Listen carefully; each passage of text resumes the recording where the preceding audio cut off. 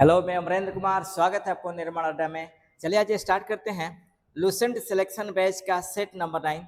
इस सेट में हम 100 क्वेश्चन को देखेंगे और काफ़ी तेजी से क्वेश्चन लेकर हम लोग चलेंगे, यानी डिस्कशन करते हुए लेकर चलेंगे।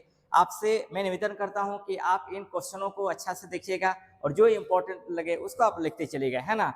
ये हालांकि इस सेट में अब स्टार्ट हो चुका है, आपको पूर्व मध्यकाल एवं मध्यकाल का क्वेश्चन स्टार्ट हो चुके हैं। तो चलिए एक एक क्वेश्चन को हम लोग देखते हैं। पहला नंबर जो प्रश्न है वो है कि जहांगीर के शासनकाल में चित्रकला के संदर्भ में जहांगीर के शासनकाल में चित्रकला के संदर्भ में कौन सा कथन सही है, यानी विचार करने की बात कर रहा है कि कौन सा कथन सही है। तो याद रखेंगे, जहांगीर ने हेरात के आगा राजा के नेतृत्व में आगरा में एक चित्रशाला की स्थापना की थी, यही सही है, यानी एक का आंसर एक हो जाएगा। उसके बाद है 2 नंबर कि पिट्रा ड्यूरा तकनीक के संबंध में निम्नलिखित कथनों पर विचार कीजिए। ध्यान देंगे, यह संगमरमर या बलुआ पत्थर पर रंगीन सख्त पत्थरों की जड़ाओं से नक्काशी है, सही है।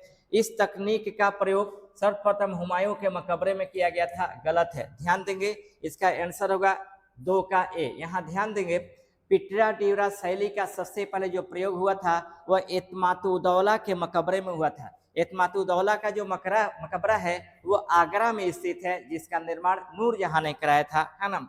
तीसरा नंबर प्रश्न देखते हैं कि भारत में तंबाकू की खेती के संदर्भ में निम्नलिखित कथनों को जांचे। भारत में तंबाकू की खेती की शुरुआत शाहजहां के शासनकाल में हुई थी, गलत है। पुर्तगाली इसे ब्राजील से भारत लाए थे, ये भी गलत है ना। यानी इसका जो है आपका एक और दोनों, यानी दोनों कथन गलत है, यानी 3 का डी नंबर आंसर हो जाएगा। अब यहाँ ध्यान देंगे, भारत में सबसे पहले तंबाकू की खेती जो प्रारंभ हुई थी वह अकबर के समय में, भारत में सबसे पहले जो तंबाकू की खेती प्रारंभ हुई थी वह अकबर के समय में हुआ था। अकबर के समय में सबसे पहले तंबाकू की खेती प्रारंभ हुई थी। भारत में सबसे पहले जो तंबाकू लाए थे वह पुर्तगालियों ने लाया था। सबसे पहले भारत में जो तंबाकू लाए थे वह पुर्तगाली लाए थे, पुर्तगालियों ने। और भारत में सबसे पहले तंबाकू की खेती अकबर के समय में प्रारंभ हुई थी। और जहांगीर ने तंबाकू की खेती पर प्रतिबंध लगाया था। जहांगीर ने तंबाकू की खेती पर प्रतिबंध लगाया था, यानी आंसर हो जाएगा 3 का डी। उसके बाद है 4 नंबर कि शाहजहां के पुत्रों के बीच हुए उत्तराधिकार के युद्धों का सही कालक्रम क्या है। अब ध्यान देंगे, पिता के जीवित रहते हुए पुत्रों के बीच उत्तराधिकार के लिए, गद्दी के लिए जो लड़ाई हुई उसी को उत्तराधिकार का युद्ध कहा जाता है। यह 1658 में यह युद्ध लड़ा गया था। अब इसमें कौन कौन सा युद्ध लड़ा गया था इसमें देखेंगे। पहला नंबर युद्ध लड़ा गया था बहादुरपुर का युद्ध, बहादुरपुर का युद्ध लड़ा गया था। दूसरा नंबर आपको धर्मट का युद्ध लड़ा गया था। तीसरा नंबर युद्ध था वह सामूगढ़ था, सामूगढ़ युद्ध था। चौथा नंबर आपको देवराई युद्ध था, देवराई का युद्ध था। और 5वां नंबर आपको खजवा का युद्ध था। ये आपको 5 उत्तराधिकार का युद्ध लड़ा गया था। अगर इसको हम ट्रिक में देखें तो BDSKD है ना, ये ध्यान देंगे, ये उत्तराधिकार के लिए लड़ा गया युद्ध था। अब इसमें देखेंगे कि बहादुरपुर, देवराई, सामूगढ़, खजवा और धर्मट इसमें आते हैं कि नहीं, है ना। स्वर्गीय डी के है ना, ये ध्यान देगा आपको। तो इसमें आपको यानी डी के हो जाएगा, BDS डी के, यानी आपको आ जाएगा आंसर। सबसे पहले धर्मट हो जा रहा है, सामूगढ़ हो जा रहा है और देवराई हो जा रहा है। सामूगढ़, धर्मट, सामूगढ़ और देवराई हो जा रहा है, यानी आंसर हो जाएगा आपका बी, है ना। इसका आंसर हो जाएगा बी, ये ध्यान देंगे, आंसर बी हो जाएगा। उसके बाद आगे बढ़ते हैं। 5 नंबर दाराशिकोह के संदर्भ में निम्नलिखित कथनों पर विचार करें। उसने सिर-ए-अकबर नाम से उपनिषदों का फारसी भाषा में अनुवाद कराया था, सही है। वह कादरी सिलसिले के मुल्ला साहब बदख्शी का शिष्य था, यह भी सही है, यानी 5 का सी नंबर आंसर होगा। ध्यान देंगे, दाराशिकोह शाहजहां का लड़का था जिसका जन्म 1615 ईस्वी में हुआ था, है ना।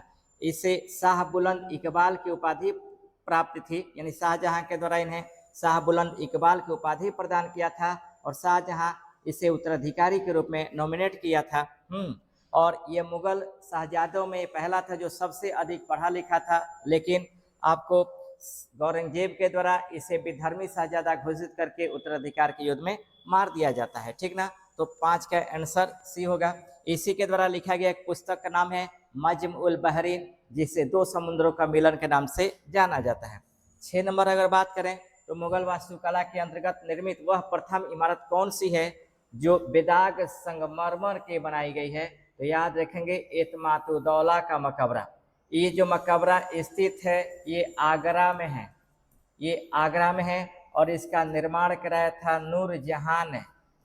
इसका निर्माण कराया था नूरजहां ने। यह एकमात्र मकबरा है जो सफेद संगमरमर का प्रयोग किया गया है और इसी मकबरे में आपको पिटराड्यूरा शैली का प्रयोग किया गया है।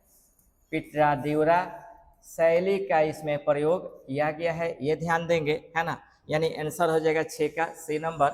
उसके बाद है आपका अशोक के कौशाम्बी स्तंभ पर निम्नलिखित में से किस मुगल शासक का उल्लेख उत्कीर्ण है? ये है आपका जहांगीर, यानी 7 का आंसर बी होगा।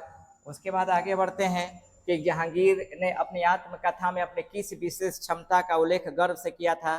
तो याद रखेंगे आपको किसी भी चित्र को देखकर उसके चित्रकार को पहचानने की क्षमता। याद रखेंगे मुगल काल में सबसे अधिक चित्रकला का विकास हुआ वो आपको जहांगीर के समय में हुआ था।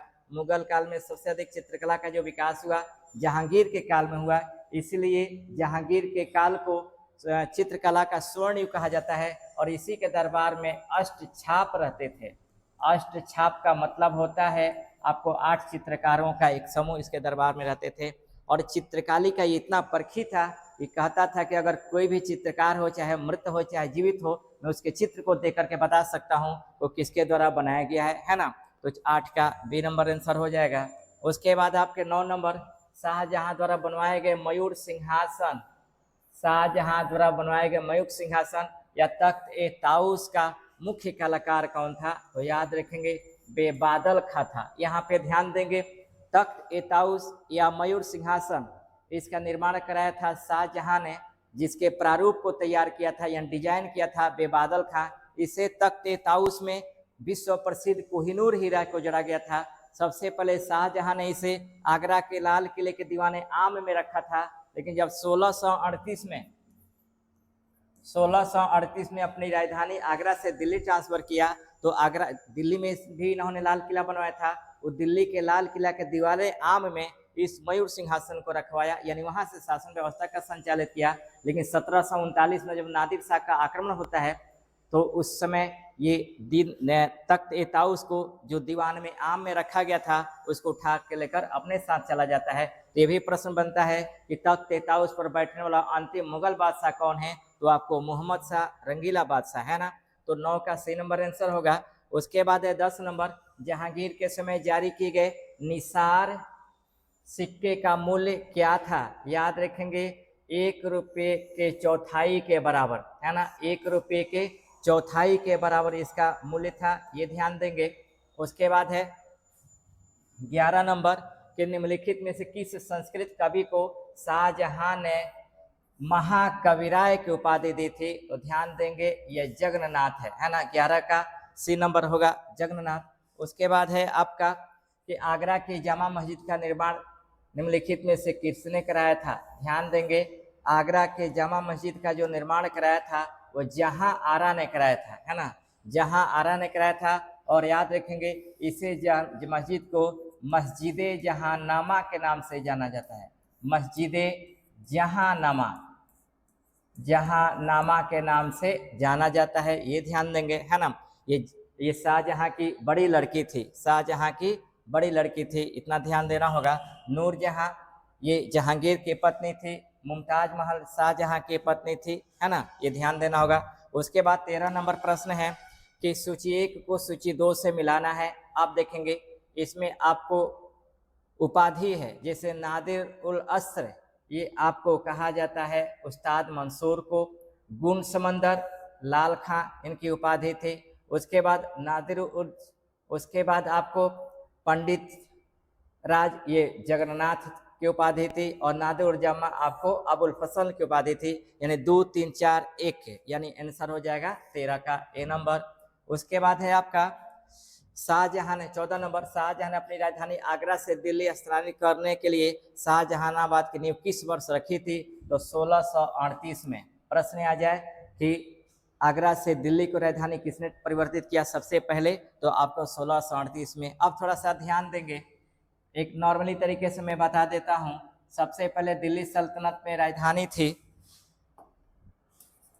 सबसे पहले जो दिल्ली सल्तनत में राजधानी थी वो आपका गुलाम वंश का लाहौर,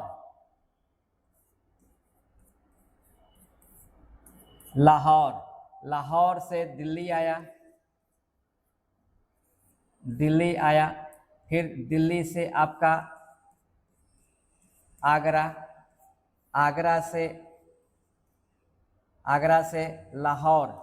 अब थोड़ा सा ध्यान देंगे, है ना, इस तरह से बता देता हूं। तो सबसे पहले कुतुब ऐबक ने लाहौर की राजधानी बनाया, इल्तुतमिश लाहौर से दिल्ली को परिवर्तित किया, दिल्ली से आगरा परिवर्तित किया आपको सिकंदर लोदी ने, और आगरा से लाहौर आपको किया। आगरा से पहले फतेहपुर सिकरी किया। थोड़ा सा ध्यान देंगे, पूरा मैं कर दे रहा हूँ, है ना, थोड़ा सा ये सबसे इंपॉर्टेंट है। आपको आगरा से फतेहपुर सिकरी किया आपको अकबर ने, और फतेहपुर सिकरी से आपको लाहौर किया अकबर ने। और ध्यान देंगे उसके बाद जब शाहजहां का काल आया था तो फिर वो आगरा से दिल्ली राजधानी परिवर्तित करता है। तो ध्यान देंगे, लाहौर कुतुबुद्दीन ऐबक, दिल्ली इल्तुतमिश, आगरा सिकंदर लोदी, उसके बाद फतेहपुर सिकरी, आगरा से फतेहपुर सिकरी अकबर, फतेहपुर सिकरी से लाहौर आपको अकबर, और दिल्ली से पुनः आगरा से पुनः जो दिल्ली करते हैं उस शाहजहां 1638 में। उसके बाद 15 नंबर है, निम्नलिखित में से कौन सा यूरोपीय यात्री जहांगीर के दरबार में नहीं आया था? याद रखेंगे, फ्रैंकोइस वर्नियर, ये आपको जहांगीर के दरबार में नहीं आया था, ये ध्यान देंगे। फ्रैंकोइस वर्नियर पूरा नाम है। 15 का बी नंबर होगा। उसके बाद है आपका 16 नंबर, किस मुगल शासक ने सर्वप्रथम अपने सिक्कों पर राजा की आकृति खुदवाना शुरू किया था? ये जहांगीर है। जहांगीर ने अपना और अपने पत्नी नूरजहां को संयुक्त आकृति खुदवाया था, है ना, ये ध्यान रखना होगा। उसके बाद है 17 नंबर कि दारा सिकोर ने अपने जीवन का अंतिम निर्वासित समय राजस्थान के किस किले में बिताया था? कंकबाड़ी का किला है, ये ध्यान देंगे, यानी 17 का बी नंबर। उसके बाद है आपका, उसके बाद बी नंबर है कि गुलाब से इत्र निकालने की विधि का आविष्कार सबसे पहले किसने किया था? तो अस्मत बेगम ने, ये ध्यान देंगे, सबसे पहले अस्मत बेगम ने। प्रश्न इस तरह से पूछे कि गुलाब के फूल से इत्र का आविष्कार किसने किया था? तो अस्मत बेगम, ये नूरजहां की माँ थी, है ना। उसके बाद है आपका 19 नंबर, शाहजहां के सिंहासन के पीछे पिटरा ड्यूरा के जड़ाऊ काम में किस यूनानी देवता को बिना बजाते हुए चित्रित किया गया है? ये है आपका ऑर्फियस, है ना, इसका आंसर हो जाएगा ऑर्फियस, ये ध्यान देंगे, यानी 19 का सी नंबर। उसके बाद है आपका, उसके बाद है मराठों को उमरा वर्ग में शामिल, ध्यान देंगे, मराठों को उमरा वर्ग में शामिल करने वाला पहला मुगल बादशाह कौन है? ये आपका जहांगीर है। मुगलों की सेवा में लेने की शुरुआत सबसे पहले किस बादशाह ने शासन की थी? ये जहांगीर ने किया था, यानी 20 का बी नंबर है। उसके बाद 21 नंबर है, औरंगजेब के राज्याभिषेक के संदर्भ में निम्नलिखित में से कौन सा कथन सही है? उसने केवल एक बार अपना राज्याभिषेक कराया, गलत।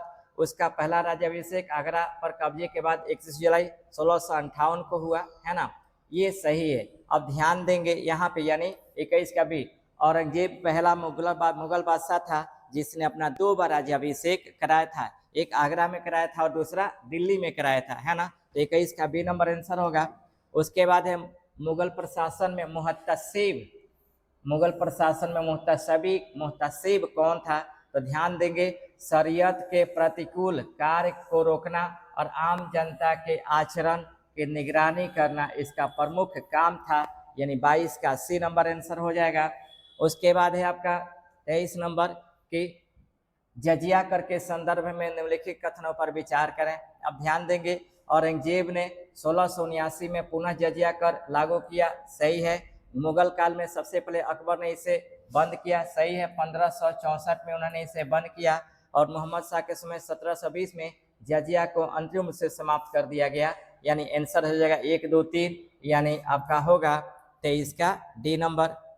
उसके बाद है 24 नंबर में कि मुगल सैन्य व्यवस्था में सेना को प्रतिमाह वेतन तब मिलता था जब मीर बख्शी एक विशेष पत्र पर हस्ताक्षर करता था। उस पत्र को क्या कहा जाता था? सरखत। ये ध्यान देंगे।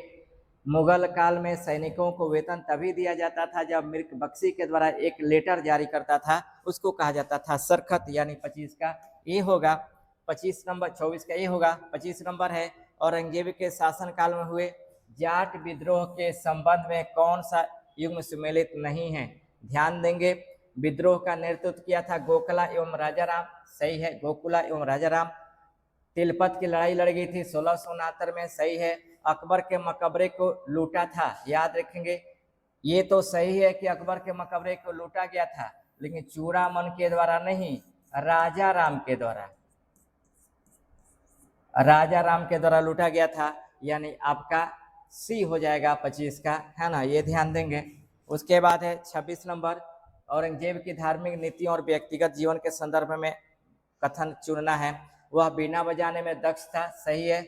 उसने दरबार में संगीत पर पाबंदी लगाई थी, ये भी सही है। भारतीय शास्त्रीय संगीत पर फारसी भाषा में सर्वाधिक पुस्तकें इसी के काल में लिखा गया, ये भी सही है। यानी 1 2 3 हो जाएगा, है ना। निसंदेह यह संगीतों पे और गान बान पे यानी तबला पे ये प्रतिबंध लगाया था, साज सामान पे प्रतिबंध लगाया था, लेकिन सबसे अधिक जो संगीत का जो विकास हुआ वह इसी के समय में हुआ था। उसके बाद है 27 नंबर, प्रशासन की दृष्टि से मुगल साम्राज्य के विभाजन का सही अवरोही क्रम सजाएं। तो याद रखेंगे सूबा सरकार, परगना, दस्तूर और जिला ग्राम, ये आंसर होगा। यानी 27 का ए नंबर होगा। उसके बाद है आपका 28 नंबर, शाहजहां के शासनकाल में सरकार एवं परगना के मध्य प्रशासन की सुगमता के लिए किस एक नई इकाई की स्थापना की गई? तो याद रखेंगे सरकार एवं परगना के बीच में जो मध्य इकाई था वो अब था चकला, ये ध्यान देंगे, चकला था। यानी 28 का बी नंबर आंसर होगा। उसके बाद है पुरंदर की संधि के प्रत्यक्ष परिणाम के रूप में शिवाजी औरंगजेब के समक्ष आगरा के किस किले में और कब उपस्थित हुए थे? तो मई 1666 में, मई 1666 में पुरंदर की जो संधि हुई थी, ये संधि आपको 1665 में शिवाजी एवं जय सिंह के बीच में हुई थी, है ना, ये ध्यान देना होगा। उसके बाद 30 नंबर है कि मुगल मनसबदारी व्यवस्था के संदर्भ में औरंगजेब के समय की स्थिति को पूछ रहा है। औरंगजेब के समय हिंदू मनसबदारों की संख्या सबसे अधिक थी, सही है। वह सर्वाधिक हिंदू अधिकारियों की नियुक्ति करने वाला पहला मुगल बादशाह था, ये भी सही है। यानी आंसर होगा 30 का 1 एवं 2, यानी सी हो जाएगा। उसके बाद है 31 नंबर, मुगल काल में प्रशासन की सबसे छोटी इकाई ग्राम थी। मावदा के अंतर्गत आने वाली छोटी छोटी बस्तियों को किस नाम से जाना जाता था? ये था नागला, ये ध्यान देंगे, नागला के नाम से जाना जाता था। यानी 31 का बी नंबर आंसर होगा। उसके बाद है 32 नंबर, औरंगजेब के किस पुत्र ने दुर्गादास राठौर के बहकाव में आकर अपने पिता के खिलाफ विद्रोह किया था? अकबर ने विद्रोह किया था, जो औरंगजेब के नीतियों का कट्टर विरोधी था, यानी सी होगा। उसके बाद है 33 नंबर, निम्नलिखित में से कौन से प्रतिबंध औरंगजेब के द्वारा लगाए गए थे? सिक्कों पर कलमा खुदवाना, नौरोज त्योहार का बंद करवाना और झोरखा दर्शन तुलादान प्रथा को समाप्त करना, ये तीनों था। यानी 1 2 3 हो जाएगा 33 का। उसके बाद है 34 नंबर, औरंगजेब के शासनकाल में सर्वाधिक लंबे समय तक यानी 31 वर्षों तक दीवान के पद पर कार्य करने वाला कौन था? तो याद रखेंगे असद खां था, ये सबसे इंपॉर्टेंट है, असद खां था।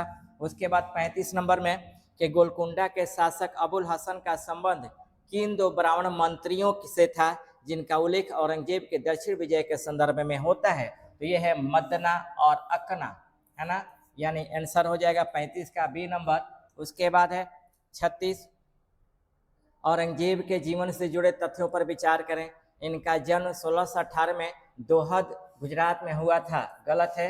इनका जन्म हुआ था आपको उज्जैन में, दोहद उज्जैन में है, वहाँ हुआ था। इसके बचपन का नाम अधिकांशतः समय नूरजहां के साथ बीता, ये भी गलत है। इसके गुरु का नाम मीर मोहम्मद हाशिम था, ये भी गलत है। यानी इनमें से कोई भी सही नहीं है, है ना। असत्य कथन की पहचान कर रहा है तो ये अभी इनमें से कोई नहीं, यानी आंसर हो जाएगा सी, है ना। उसके बाद आपको 37 है, मुगल काल में मदद-ए-मास का निरीक्षण करने वाला अधिकारी कौन होता था? ये सद्र होता था। मदद-ए-मास जो भूमि होती थी, लगानहीन भूमि जो दी जाती थी, उसकी जांच करने वाला होता था सद्र, यानी सद्र उस सद्र के नाम से जाना जाता है। उसके बाद है 38 नंबर, औरंगजेब ने 1679 में जजिया कर पुनः लागू करने का आदेश सर्वप्रथम किस राज्य के क्षेत्र में दिया था? मारवाड़ के क्षेत्र में दिया था। सबसे पहले ये आपको मारवाड़ के क्षेत्र में दिया था, 38 का बी। उसके बाद है आपका 39, किस विदेशी यात्री ने औरंगजेब के चिकित्सक के रूप में कार्य किया था? ये है फ्रैंकोइस बर्नियर। फ्रैंकोइस बर्नियर जो औरंगजेब के प्रमुख चिकित्सक के रूप में कार्य किया था। उसके बाद है 40 नंबर, औरंगजेब के मृत्यु के पश्चात उसे दफनाया गया था कहाँ पर? तो खुलदाबाद, याद रखेंगे, महाराष्ट्र में इसे दफनाया गया था। नहीं, वर्तमान में इसका जो मकबरा है वो आपको खुलदाबाद में है। उसके बाद है 41 नंबर, मिलाना है, ठीक ना, कि किसका किसने अनुवाद किया। तो ध्यान देंगे, लीलावती का अनुवाद किया था फैजी ने, कालिया दिमना का अनुवाद किया था आपका, कालिया दिमना का अनुवाद किया था अबुल फजल ने, राज तरंगणी का अनुवाद किया था आपको मुल्ला शाह मोहम्मद ने, और अनवर ए सादात का अनुवाद किया था अबुल फजल ने। यानी 2 4 3 1 हो जाएगा, यानी बी आंसर हो जाएगा 41 का। उसके बाद है आपका, ये भी मिलाना है, उपाधि है कवि प्रिय, ये बीरबल की उपाधि थी। महामात्र, ये नरहरि की उपाधि थी। जरी कलम 2 3, जरी कलम ये आपको जरी कलम ये मोहम्मद हुसैन की उपाधि थी, और श्री कलम अब्दुल समद की उपाधि थी। यानी आंसर हो जाएगा 2 3 1 4, यानी आपका 42 का ए नंबर। उसके बाद है आपका फारसी अनुवादों के अनुसार मूल नामों के साथ सही जोड़े को पहचान करें। रज्मनामा, ये महाभारत का फारसी भाषा में अनुवाद किया गया। यार ए दानिश ये आपका नल 3 का आपको हो जाएगा।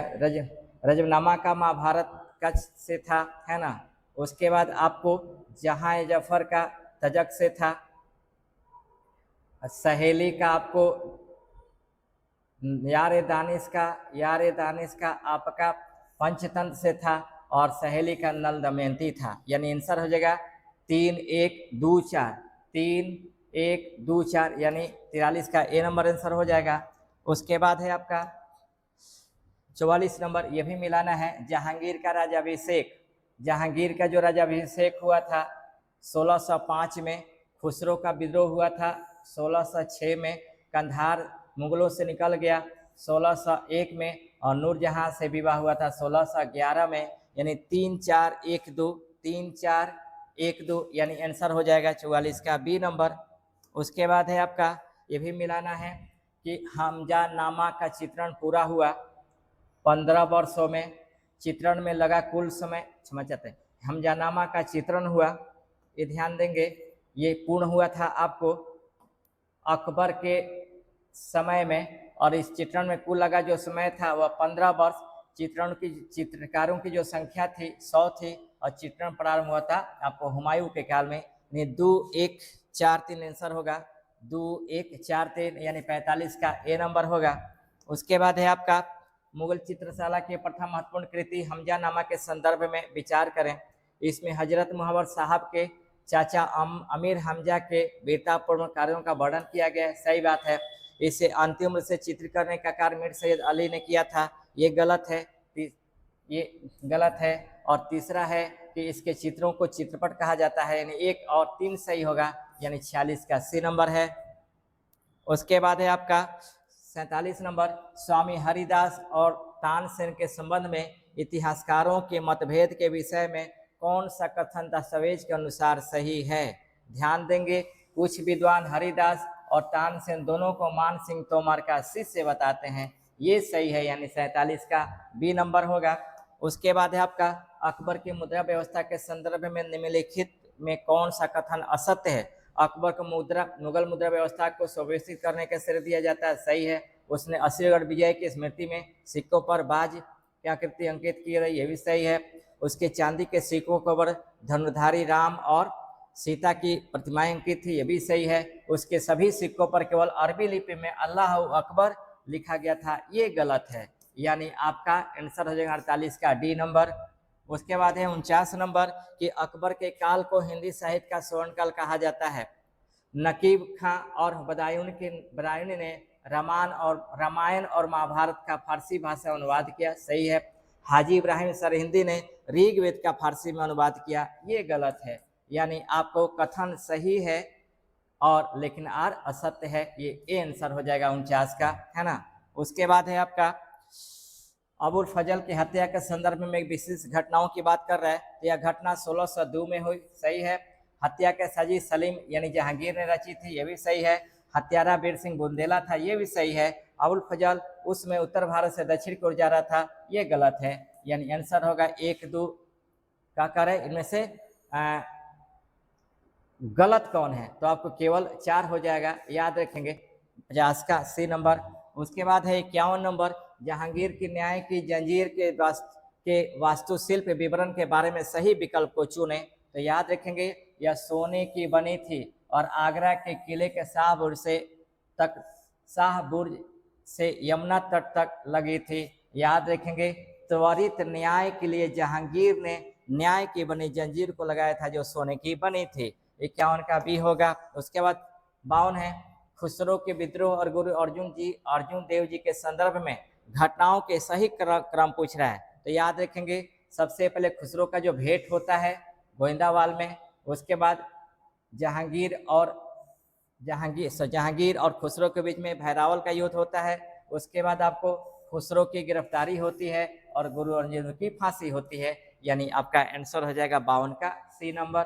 उसके बाद है 53 नंबर नूरजहां के प्रारंभिक जीवन और विवाह के संदर्भ में कौन सा कथन सही नहीं है। नूरजहां का वास्तविक नाम मेहरुनिसा था, सही है, और ये मिर्जा गियास बेग की पुत्री थी। उसका पहला विवाह अली कुली खां से हुआ था 1594 में, ये भी सही है। जहांगीर ने उसे सबसे पहले 1611 में मीना बाजार में देखा था, ये भी सही है। शेर अफगान की मृत्यु के बाद हमीदा बानो बेगम की सेवा में नियुक्त गई थी, ये गलत है ना। इनको महम आनगा की सेवा में लगाया गया था, ध्यान देंगे, महम आनगा की सेवा में लगाया गया था, यानी 53 का डी नंबर आंसर होगा। 54 है कि योग वशिष्ठ का फारसी अनुवाद किस नाम और किसने किया था, तो राय जानेंगे रामायण के परिशिष्ट के रूप में निजामुद्दीन पानीपत ने किया था, यानी 54 का बी नंबर आंसर हो जाएगा। उसके बाद है 55 नंबर अकबर के नवरत्नों में एक बीरबल की मृत्यु किस अभियान के दौरान हुई थी, तो यूसुफजइयों के विद्रोह को दबाने के दौरान इनकी मृत्यु हुई थी, है ना, यानी ये 55 का बी नंबर होगा। उसके बाद है 56 नंबर निम्नलिखित में से किस लेखक ने भास्कराचार्य की प्रसिद्ध गणितीय पुस्तक लीलावती का फारसी भाषा में अनुवाद किया और जिसे फारसी काव्य का मास्टर भी कहा जाता है, ये है आपका फैजी, है ना, यानी 56 का बी नंबर आंसर होगा। उसके बाद है आपका 57 नंबर जहांगीर के शासनकाल में कंधार के मुगलों के हाथों से निकल जाने का मुख्य रणनीतिक प्रभाव क्या था और इसे किसने जीता था, तो फारस के शाह अब्बास ने 1622 में, यानी 57 का बी नंबर आंसर होगा। उसके बाद है 58 नंबर लाडली बेगम के विवाह जहांगीर के किस पुत्र के साथ हुआ था जिससे नूरजहां की राजनीतिक महत्वाकांक्षाएं जुड़ी थी, शहरयार। ध्यान देंगे ये जो लाडली बेगम है, ये लाडली बेगम अली कुली शेर खां और नूरजहां से उत्पन्न पुत्र थे, है ना, पुत्री थी, ठीक है। इसलिए नूरजहां चाहती थी कि शहरयार से अगर विवाह करा देते हैं तो पूरा मुगल सत्ता हमारे हाथों में आएगा, 58 का डी नंबर आंसर होगा। उसके बाद है 59 नंबर अकबर की धार्मिक और सामाजिक नीति के तहत इबादत खाने का निर्माण कहाँ किया गया था, फतेहपुर सिकरी में, याद रखेंगे 1575 में फतेहपुर सिकरी की स्थापना किया गया। इसका मुख्य उद्देश्य था कि भारत के सभी धर्मों के मूल विषयों को जानना, इसलिए अकबर ने सबसे पहले अपने मुस्लिम उलेमाओं को बुलाया कि पहले इस्लाम धर्म के मूल विषयों को जाने। लेकिन एक ही विचारधारा को लेकर जब उलेमा आपस में लड़ बैठे तो इस फतेहपुर सीकरी में स्थित इबादत खाने को सभी धर्मों के लिए खोल दिया 1578 में। ध्यान देंगे 1578 में खोल दिया, जिसे धर्म संसद, उपासना स्थल या प्रार्थना स्थल नाम दिया गया है। तो ये याद रखेंगे, यानी 59 का C नंबर आंसर होगा। उसके बाद है आपका निम्नलिखित में से किसने तुजू के जहांगीरी की आत्मकथा को पूरा करने का श्रेय प्राप्त किया था? तो मोहतमीद खां। याद रखेंगे जहांगीर के आत्मकथा का नाम है आपको तुजू के जहांगीरी, जो फारसी भाषा में लिखा गया था, लेकिन इसे पूरा किया गया मोहतमीद खां के द्वारा। पूछे कि मुगल काल में कितने ऐसे शासक हैं जिन्होंने अपनी आत्मकथा लिखी? तो 2 शासकों ने, एक बाबर तुजू के बाबरी तुर्की भाषा में और जहांगीर तुजू के जहांगीरी फारसी भाषा में इसको लिखा था। यानी 60 का B नंबर आंसर होगा। 61 है अकबर द्वारा किए गए सुधारों का कालक्रम के अनुसार लगाएं। अब थोड़ा सा ध्यान देंगे, मैं कुछ आप लोगों को बता रहा हूं डेट, उस डेट के अनुसार पूरे अकबर के इतिहास को पढ़ा जा सकता है। पहला नंबर है आपका 1500, पहला नंबर है आपका पहला नंबर 1556, दूसरा नंबर, ध्यान देंगे शुरू से जन्म से लेकर के इसको देख लेते हैं, जन्म से लेकर देख लेते हैं। पहला नंबर आपको 1542, दूसरा नंबर 1556, तीसरा नंबर 1561, 1562, 1563, 1564, 1564, 1571, 1572, 1574, 1575, 1576, उसके बाद 1578, 1579, 1580, 1582, 1583, 1601 और 1605। अब ध्यान देंगे ये पूरा इतिहास अकबर का समाहित हो जाएगा डेट। पहला नंबर मैंने बताया कि 1542, समझेंगे 1542 अमरकोट के राणा बिरसाल के महल में अकबर का जन्म हुआ था। हुमायूं और हमीदा बानो बेगम से इनका जन्म हुआ था।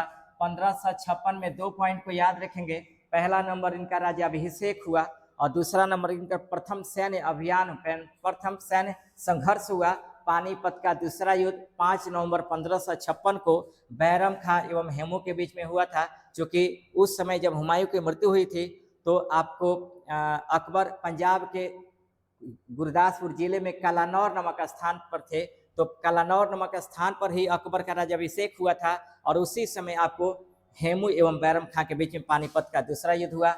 तीसरा नंबर याद रखेंगे 1561 में अकबर का प्रथम सैन्य अभियान हुआ मालवा के शासक बाज बहादुर के खिलाफ, और इसी समय आपको पहला राजपूत राजा थे भारमल या बिहारी मल, जिन्होंने अपने स्वेच्छा से अकबर की अधीनता को स्वीकार किया और अपनी पुत्री जोधाबाई का विवाह अकबर से किया, जहां अकबर ने जोधाबाई को मरियम उजमानी की उपाधि प्रदान की।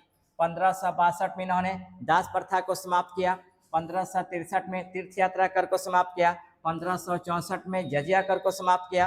1571 में इन्होंने फतेहपुर सीकरी की स्थापना की। 1572 में इन्होंने बुलंद दरवाजे का निर्माण किया। इनके संदर्भ में याद रखेंगे अपने द्वितीय गुजरात विजय के उपलक्ष्य में इसका निर्माण कराया था। 1574 में मनसबदारी प्रथा का प्रचलन किया अपने शासनकाल के 8वें वर्ष में।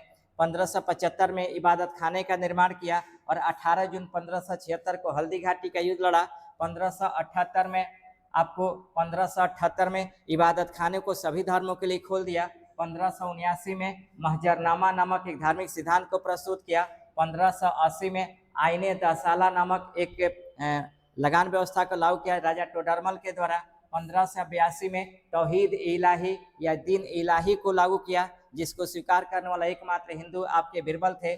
1583 में इलाही समत नामक एक नया कैलेंडर जारी किया और 1601 में इनका अंतिम सैन्य अभियान था असीरगढ़ के किले पर और 1605 में इनकी मृत्यु होती है पेचिश या अतिसार के कारण और इनको दफना दिया जाता है आपको फतेहपुर सीकरी में। तो ध्यान सिकंदरा में, क्षमा चाहते हैं, सिकंदरा में आप देखेंगे दास प्रथा का अंत 1562, इबादत खाने का निर्माण 1575, महजर की घोषणा 1579 और जजिया कर की समाप्ति 1564। यानी आंसर हो जाएगा 1 4 3 2, 1 4 3 2, यानी आंसर हो जाएगा आपका 61 का आंसर हो जाएगा आपका डी, ये ध्यान देंगे। उसके बाद 62 नंबर में देखते हैं कि हल्दी घाटी युद्ध के संदर्भ में निम्नलिखित कथनों पर विचार करें। मुगल सेना का नेतृत्व मान सिंह और आसफ खान ने किया, सही है। राणा प्रताप की सेना में हकीम खां सूर के नेतृत्व में एक अफगान की टुकड़ी शामिल थी, ये भी सही है। इस युद्ध के समय राणा प्रताप की राजधानी चावंड थी, ये इस युद्ध के समय राणा प्रताप की राजधानी चावंड थी नहीं, गलत है। इस युद्ध के बाद उन्होंने चावंड को राजधानी बनाया था, वो युद्ध के समय नहीं था, युद्ध के बाद ये राजधानी इन्होंने बनाया था। यानी इसका आंसर होगा 1 एवं 2, यानी 62 का बी नंबर। उसके बाद है 63 नंबर, किस इतिहासकार ने अकबर के गुजरात अभियान को संसार के इतिहास का सर्वाधिक द्रुतगामी आक्रमण कहा था? तो याद रखेंगे स्मिथ को। ये इसका दूसरा अभियान था जो काफी तेजी से पहुंचे थे और उसी अभियान के उपलक्ष्य में फतेहपुर सीकरी में इन्होंने बुलंद दरवाजे का निर्माण कराया था। 64 है, अकबर के दरबार के प्रसिद्ध संगीतज्ञ तानसेन के संबंध में कौन सा कथन सही नहीं है? इनका मूल नाम रामतनु पांडे था, सही है बात है, ये अकबर के नवरत्नों में शामिल थे। अकबर के दरबार में आने से पूर्व ये रीवा के राजा रामचंद्र के आश्रय में थे, ये भी सही है। अकबर ने इन्हें गुण समंदर की उपाधि प्रदान की थी, ये गलत है, यानी 64 का सी नंबर आंसर होगा। उसके बाद है आपका 65 नंबर, मालवा, यानी अलग अलग नेतृत्व करने वाले थे कि मालवा का किसने किया था? तो ध्यान देंगे, मालवा पे का जो आक्रमण किया था आदम खां किया था, गोंडवाना पर किया था आसफ खां, बिहार और बंगाल पे मुनीम खां और उड़ीसा पे मान सिंह। यानी 2 3 4 1 हो जाएगा, 2 3 4 1, यानी 65 का ए नंबर आंसर होगा। उसके बाद है आपका अकबर ने जैन धर्म के किस आचार्य को जगत गुरु की उपाधि से सम्मानित किया था? तो हरि विजय सूरी को, ध्यान देंगे, हरि विजय सूरी को किया था। उसके बाद है 67 नंबर, अकबर के शासनकाल में राजस्व की दशाला पद्धति बंदोबस्त की व्यवस्था 1580 में किसके द्वारा किया गया था? तो राजा टोडरमल के द्वारा किया गया था। और याद रखेंगे ये अकबर के नवरत्नों में शामिल थे ये, और अकबर के वित्त मंत्री भी थे, अकबर के वित्त मंत्री थे, है ना। ये बैरम खां अकबर के संरक्षक थे। उसके बाद हम बात करते हैं 68 नंबर, अकबर के समकालीन विदेशी शासकों के संदर्भ में कौन सा युग सही सुमेलित नहीं है? हेनरी चतुर्थ फ्रांस, ये सही नहीं है, यानी 68 का डी नंबर होगा। उसके बाद है 69 नंबर, अकबर के असीरगढ़ अभियान के बारे में क्या सत्य है? याद रखेंगे ये अकबर का अंतिम सैन्य अभियान था, अभी मैंने बताया। इसके संदर्भ में कहा जाता है कि अकबर ने इसे सोने की चाबियों से खोला था। उसके बाद है 70 नंबर, अकबर ने अपनी राजधानी को आगरा से फतेहपुर सीकरी में स्थापित किया, कब? आपको 1571 में, और फतेहपुर सीकरी से लाहौर स्थापित किया 1585 में, ये ध्यान देंगे, है ना। ये आपको फतेहपुर सीकरी, आगरा से फतेहपुर सीकरी किया और 1585 में फतेहपुर सीकरी से आपको लाहौर किया था, है ना, ये ध्यान देना होगा। उसके बाद है आपका 71 नंबर, निम्न में से किस चित्रकार को अकबर के दरबार में स्थान प्राप्त था? दसवंत एवं बसावन, ये 2 चित्रकार थे। दसवंत के संदर्भ में याद रखेंगे ये आत्महत्या कर लिया था, मानसिक विक्षिप्त था, तो आत्महत्या प्रश्न भी आता है कि मुगल काल का वैसा चित्रकार जिसने आत्महत्या की, तो वह दसवंत था। उसके बाद 72 नंबर, अकबर के संरक्षक बैरम खां की हत्या पाटन नामक स्थान पर किसने किया था? तो इसकी हत्या किया था मुबारक खान ने, है ना, यानी 72 का बी नंबर आंसर होगा। उसके बाद है अकबर की धार्मिक नीति दीन ए इलाही को स्वीकार करने वाला पहला हिंदू कौन था? तो बीरबल था। इसका वास्तविक नाम था महेश दास, इसका वास्तविक नाम महेश दास था, ये याद रखेंगे, यानी 73 का सी नंबर आंसर होगा। उसके बाद है 74 नंबर कि हल्दी घाटी के युद्ध के पश्चात महाराणा प्रताप ने किसे अपनी राजधानी बनाई? ये है आपको चावंड। आप ध्यान देंगे तो युद्ध के समय चावंड को राजधानी नहीं बनाई थी, युद्ध के बाद चावंड को राजधानी बनाई थी, यानी 74 का सी होगा। उसके बाद है 75 नंबर, कथन अकबर ने 1562 में स्वयं को हरमदल से पूर्णतः मुक्त किया था, ये सही है। 1560 से 1562 तक का समय बैरम खां के संरक्षण का काल था, ये गलत है, यानी आंसर होगा ए सही है परंतु आर गलत है, यानी 75 का सी होगा। 76 है, अकबर ने इलाही सुन्नत की शुरुआत की थी, कब? 1583 में, अभी मैंने बताया है ना।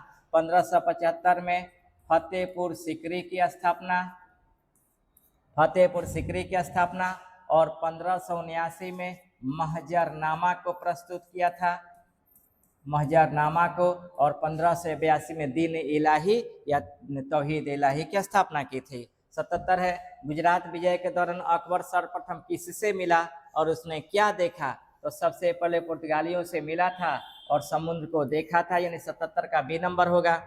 उसके बाद है आपका 78 नंबर, दक्षिण भारत के किस राज्य ने 1591 में अकबर की अधीनता स्वेच्छा से स्वीकार कर ली थी? तो याद रखेंगे ये होंगे खानदेश, यानी 78 का बी नंबर आंसर होगा। उसके बाद है अकबर के काल में महजर की घोषणा किस वर्ष की गई थी? अभी मैंने बताया आपको 1579 में इसकी घोषणा की गई थी, सी होगा। उसके बाद 80 नंबर है, 1585 में अकबर ने अपनी राजधानी फतेहपुर सीकरी से कहाँ स्थापित किया था? लाहौर, ये अभी मैंने बताया आप लोग को, 80 का सी नंबर आंसर होगा। उसके बाद है बाबर द्वारा लड़े गए युद्धों और उनके विपक्षों के संदर्भ में निम्नलिखित युग्मों पर विचार कीजिए। याद रखेंगे बाबर द्वारा लड़ा गया प्रमुख युद्धों में पहला नंबर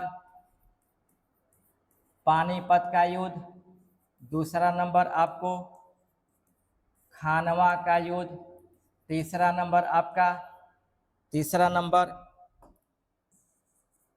खानवा का युद्ध, तीसरा नंबर चंदेरी का युद्ध, और चौथा नंबर घाघरा का युद्ध, घाघरा।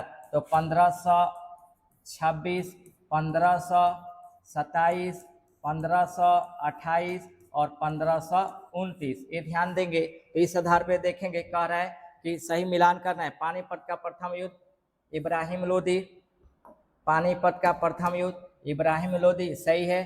खानवा का युद्ध मेदिनी राय, गलत है। चंदेरी का युद्ध राणा संगा, गलत है। और घाघरा का युद्ध अफगान, यानी 1 एवं 4 सही होगा, ये आंसर हो जाएगा। याद रखेंगे खानवा का युद्ध आपको राणा संगा के खिलाफ लड़ा गया था, जिसमें उसने आपको गाजी को उपाधि धारण की थी, और घाघरा का युद्ध आपको चंदेरी का युद्ध मेदिनी राय के साथ लड़ा गया था, ये ध्यान देंगे। उसके बाद है आपका 82 नंबर, शेरशाह सूरी की मुद्रा व्यवस्था के संदर्भ में निम्नलिखित में से कौन सा सही है? उसने सोने का सिक्का अशरफ और चांदी का रुपया चलाया, सही है। उसके समय चांदी के रुपये का वजन 178 ग्राम था, ये भी सही है। और तांबे का वजन 180 ग्राम था, ये भी सही है, यानी 1 एवं 2 सही हो जाएगा, यानी 82 का बी नंबर होगा।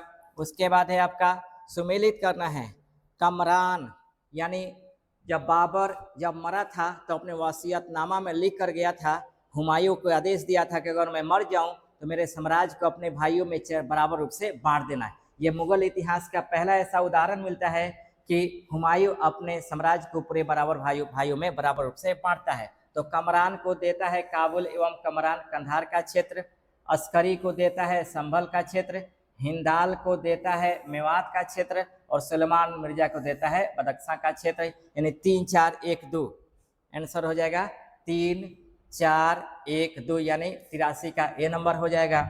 उसके बाद है आपका 84 नंबर, बाबर को उसकी उदारता के कारण कलंदर की उपाधि दी गई, सही है। खानवा के युद्ध के विजय के बाद बाबर ने गाजी को उपाधि धारण की, सही है। बाबर ने मुसलमानों को तमगा नामक कर से मुक्त किया था, ये भी सही है, यानी 1 2 3 हो जाएगा 84 का डी। उसके बाद 85 नंबर है, शेरशाह सूरी की मृत्यु और कलिंजर अभियान के संदर्भ में गलत कथन का चयन करें।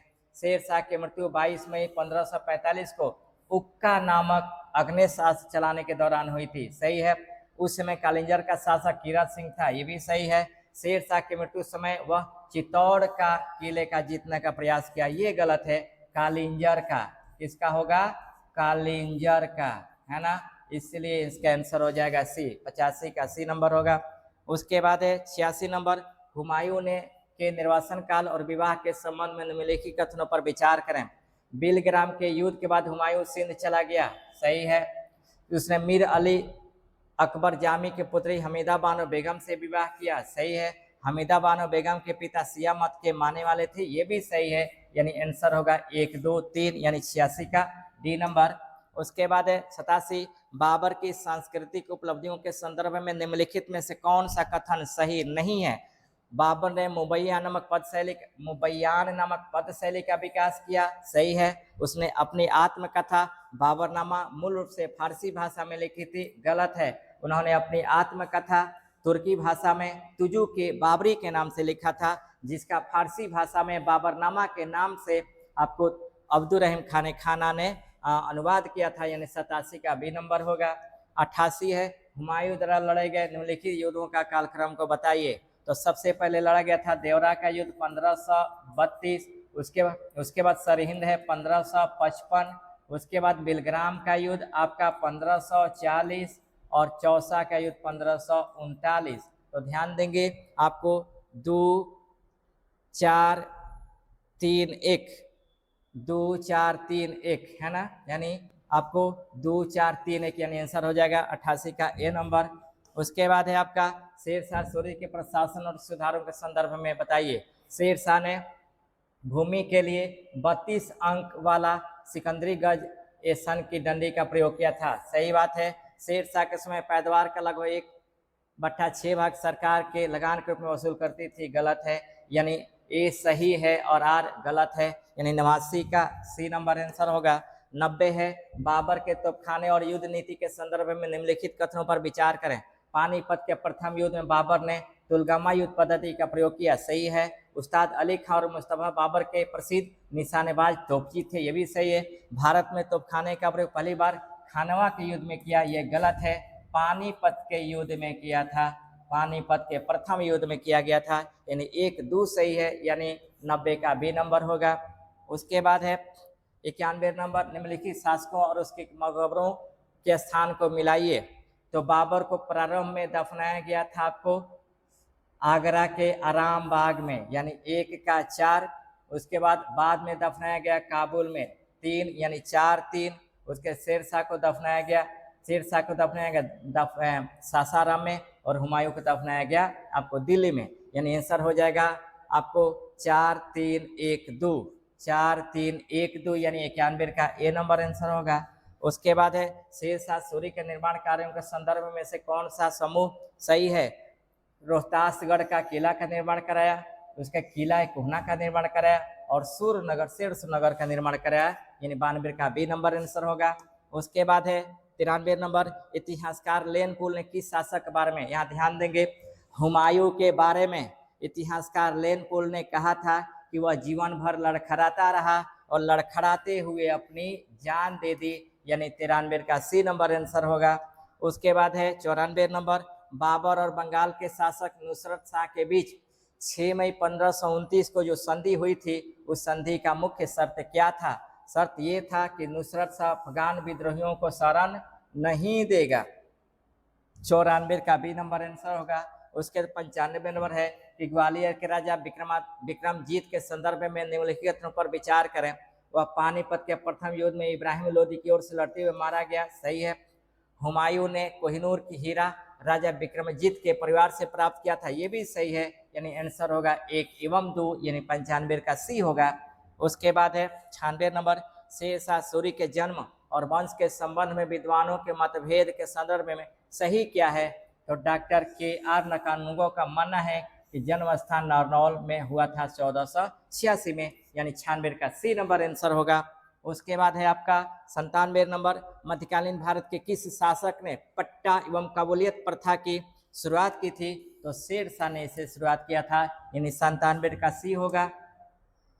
98 है, निम्नलिखित में कौन सा सिक्का शेरशाह के समय तांबे का सिक्का नहीं था। संसव, याद रखेंगे, संसव सोने का सिक्का था, सोने का सिक्का था, और इसका जो प्रारंभ किया था अकबर ने, ये ध्यान देंगे, इसको अकबर ने प्रारंभ किया था, यानी आंसर 98 का डी नंबर होगा।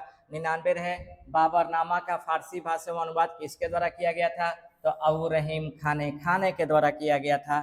99 का बी। और 100 है कि हुमायूं के संदर्भ में निम्नलिखित में से कौन सा कथन उसके अंधविश्वास या ज्योतिष में विश्वास को दर्शाता है। ये था कि उसने सप्ताह के 7 दिन अलग अलग रंग के कपड़े पहना था। ये नियम बनाए थे, यानी 100 का सी होगा। इस तरह से मैंने आपको लूसेंट क्लास 9 का पूरे क्वेश्चन को मैंने डिस्कशन किया। इसी तरह से मैं जल्दी जल्दी में इन सभी क्वेश्चनों को मैं आपको डिस्कशन कर दूंगा। जो इम्पोर्टेंट होगा मैं आपको लिखवा दूंगा। आप प्रयास कीजिएगा कि इनको आसानी से थोड़ा सा 2 मिनट, 10 मिनट, 20 मिनट समय दे करके इसको सुन लीजिएगा और जो इम्पोर्टेंट लगे उसको लिख लीजिएगा, है ना। बाकी क्लास अगर अच्छा लगता है तो अपना कमेंट जरूर देंगे, है ना। और फिर नेक्स्ट क्लास को लेकर आएंगे, तब तक बेस्ट ऑफ लक।